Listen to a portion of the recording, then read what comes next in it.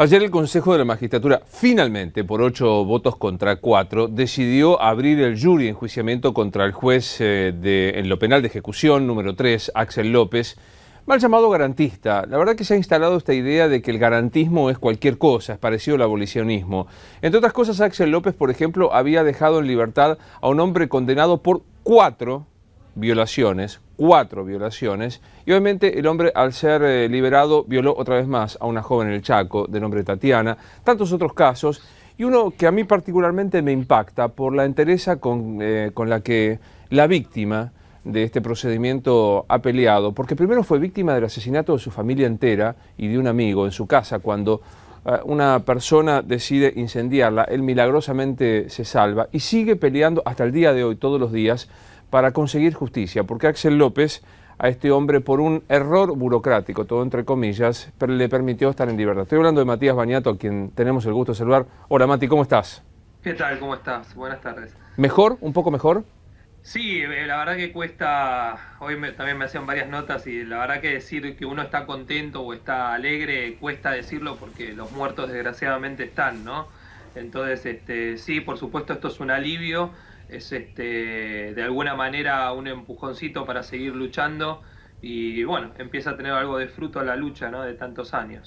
¿Qué pasó, digamos? Porque finalmente el sector de la oposición, más el kirchnerismo y el propio Julián Álvarez, el viceministro de Justicia, finalmente abrieron la chance del jury, ¿no?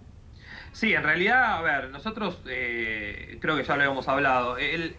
Nosotros llegamos al Consejo de la Magistratura por una reunión que tuvimos con Julián Álvarez, a cual le explicamos toda la cantidad de casos, ¿no? De que estaba involucrado el juez Axel López. Él presenta una acusación en el Consejo de la Magistratura y ahí es cuando empieza a correr todo esto.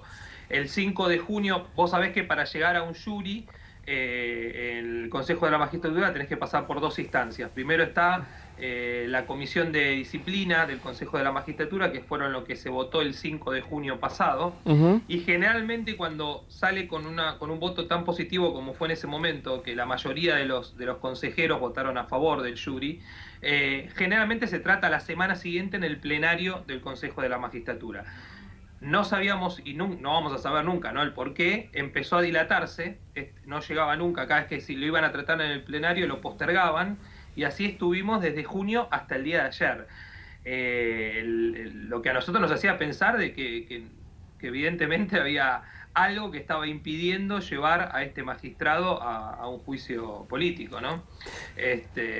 Y bueno, ayer fue el último plenario y gracias a Dios pudimos conseguirlo.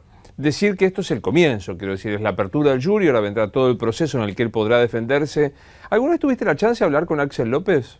Varias veces hablé con Axel López. ¿Y Varias veces porque cuando fue todo el tema del asesino de mi familia, de Fructuoso Álvarez González, tuve varios idas y vueltas con él porque, bueno, para no hacértelo muy largo, ¿no? No sé si lo vas a recordar, pero el asesino de mi familia obtuvo un beneficio de ir a terminar la condena en España. Sí. Y en España lo dejan libre, sin control alguno del juzgado de ejecución penal número 3 de Axel López. Y ahí es cuando retoma la Argentina y cuando ingresa acá lo detecta Migraciones y le eleva un oficio al doctor Axel López advirtiéndole de que esta persona estaba ingresando y por sistema le salía que él tendría que estar cumpliendo una condena a prisión perpetua. Este oficio López nunca lo responde y por eso es que él queda libre en la Argentina, ¿no? Ahí es cuando me empieza a amenazar de muerte. Ahí me acerco por primera vez al juzgado de Axel López, en ese momento él no me atiende, me dice de que yo ya no formo parte de la causa y que no podía tener acceso al expediente ni a nada. Vos te imaginás lo que es que te respondan de esta forma, ¿no? O sea, en mi caso me mataron a mi familia entera, me estaba amenazando de muerte y me dicen que no era parte. En esto obviamente no puedo echarle la culpa a Axel López porque esto sí está en el Código Penal, en el Código de Ejecución Penal. En esa instancia las víctimas, la querella deja de formar parte en la causa.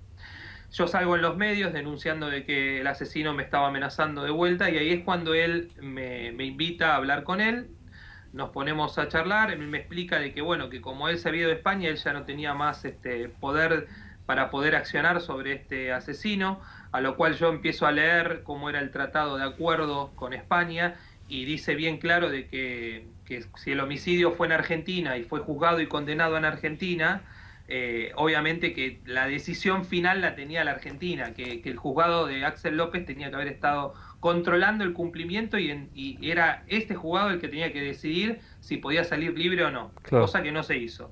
Bueno, para resumírtelo, empecé con una pelea constante con él no se quería hacer cargo, decía que no podía parar la orden de captura, hasta que, bueno, por intermedio de la Oficina de Asistencia a la Víctima, le hacen todo un informe mostrándole los errores que tuvo. Yo hasta esa instancia no tenía conocimiento del oficio de migraciones, ¿sí? Bueno, después de muchos meses, él toma la decisión de hacerse cargo y pide la orden de captura. Cuando logro leer el expediente, ahí es cuando descubro este oficio de migraciones, que fue mucho antes del día en que yo me acerqué al juzgado de Axel López a pedirle que quería saber dónde estaba cumpliendo la condena al asesino.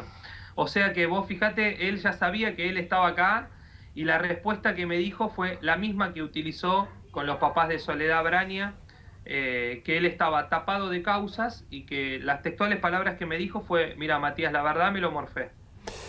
La verdad que impactante. Bueno, ojalá que este primer paso que se dio en el día de ayer surta el efecto que es que deba rendir cuenta de sus actos y que todos los familiares como vos tengan la chance de verlo. Matías, a tu disposición y un fuerte abrazo. Te agradezco mucho por la nota, un gran abrazo. Por favor, hasta luego. Matías Bañato, víctima primero de un homicidio tremendo de toda su familia y de un amigo, y ahora de este procedimiento que ha sido sometido a juicio político por decisión del Consejo de la Magistratura. Así seguimos. Entérate antes. Baja la aplicación de Infobae.